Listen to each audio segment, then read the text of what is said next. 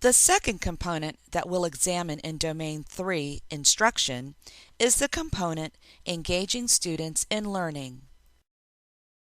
Student engagement in learning is the centerpiece of the framework for teaching. All other components contribute to it.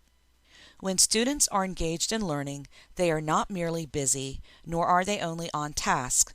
Rather, they are intellectually active in learning important and challenging content. Allowing students to exercise some choice in activities and assignments will promote student learning.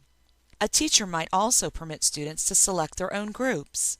Similarly, teachers may opt to use materials and resources of their own choosing that are better suited to engaging students in deep learning. Keeping things moving within a well-defined structure is one of the marks of an experienced teacher. A well-designed lesson includes time for reflection and closure. In a classroom where students are engaged in learning, one would observe the indicators shown here. One would also observe a beginning, a middle, and an end in a lesson. What does a classroom look like where students are engaged in learning? In a classroom where students are engaged in learning, you would observe students being asked to formulate a hypothesis about what might happen if the American voting system allowed for the direct election of the president. Students being given a task to do independently, then to discuss with the table group, followed by a report out from each table. Lessons with a clear beginning, middle, and end. Lessons that are neither rushed nor drag. What does a classroom look like where students are not engaged in learning?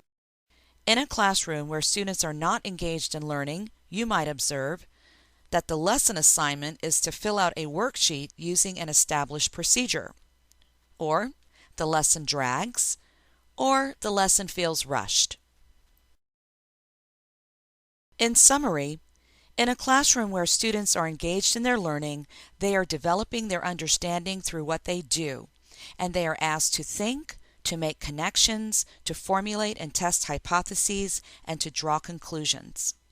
A lesson in which students are engaged usually has a discernible structure, a beginning, a middle, and an end.